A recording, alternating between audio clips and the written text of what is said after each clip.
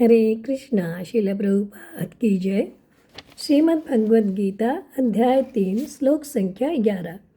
देवान् भावयतानेन ते देवा भावयन्तु परस्परं भावयन्तः श्रेयः परमावाप्स्यथ। यज्ञों के द्वारा प्रसन्न होकर देवता तुम्हें भी प्रसन्न करेंगे और इस तरह मनुष्यों तथा देवताओं के मध्य सहयोग से सबों को संपन्नता प्राप्त होगी।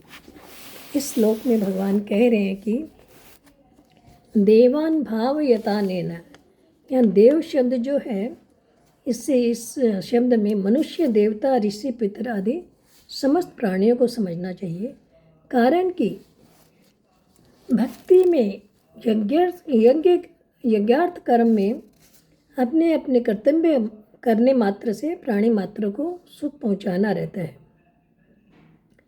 भक्त का उद्देश्य होता है कि अपने कर्तव्य कर्म के द्वारा भगवान की प्रसन्नता के लिए कर्म करना और जन जन को सुख पहुंचाना होता है।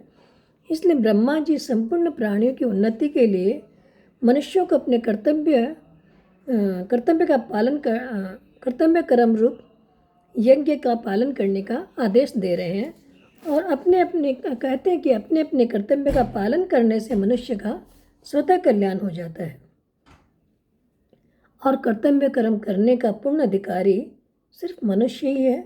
मनुष्यों को ही कर्म करने की स्वतंत्रता मिली है, अतः उन्हें इस स्वतंत्रता का सदुपयोग करके भगवान की प्रसन्नता के लिए अपने यज्ञ कर्म को करना चाहिए।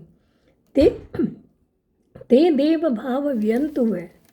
जैसे वृक्ष लता आदि में स्वाभाविक रूप से फल फूल आदि लगते हैं, परंतु उन्हें यदि खाद जल नियमित रूप से दिया जाए तो फल फूल विशेष रूप से अच्छे लगते हैं।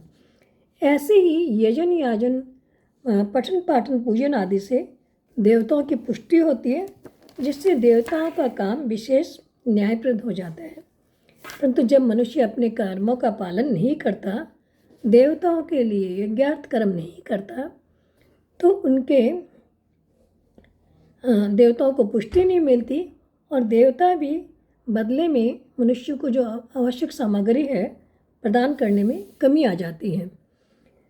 उनके कर्तव्य पालन में कमी आने से संसार में विप्लव आ जाता है, यानी कि कभी अनावृष्टि, कभी अतिवृष्टि, कभी अकाल आदि होते रहते हैं। तो ब्रह्मा जी कहते हैं कि परस्परम भावयंत, तो ये समझना चाहिए कि कोई हमारी सेवा करे तो हम भी उसकी सेवा करें। ऐसा भाव हमारे अंदर नहीं होना चाहिए। ये होना चाहिए दूसरा हमारी सेवा करे या ना करे, हम तो उनकी सेवा करें, हम तो यज्ञार्थ कर्म करें। हमें कुछ मिल रहा है या नहीं मिल रहा है ये न देखकर अपने कर्तव्यों का पालन करते रहना चाहिए। और जब हम सबके हित के लिए, भगवान की प्रसन्नता के लिए जब मनुष्य कर्तव्य का पालन करता है तो उसको बंधन नहीं होता, बंधन से मुक्त हो जाता है। आगे भगवान कहते हैं कि श्रेय परम वाप्स्यथ है। तो इसी प्रकार से मनुष्य का सारी सामग्रियाँ मनुष्य को मिलेगी, सब प्रकार से संपन्नता मनुष्य को प्राप्त होगी।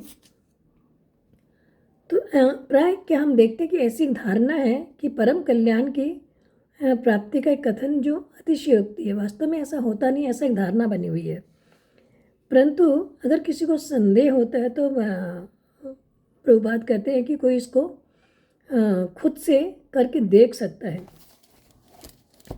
जैसे एग्जाम्पल दे सकते हैं कि धरोहर रखने वाले व्यक्ति की धरोहर अगर वापस कर देने से धरोहर रखने वाले तथा उस धरोहर से हमारा किसी भी प्रकार का संबंध नहीं रहता, ऐसे ही जो हमें प्राप्त वस्तु है संसार से, उसको अगर भगवान की सेवा में लगा देते हैं तो उस वस्तु से हमारा कोई संबंध नहीं रहता और ये संसार से जो हमारा मानव संबंध है इसका विच्छेद हो जाता है।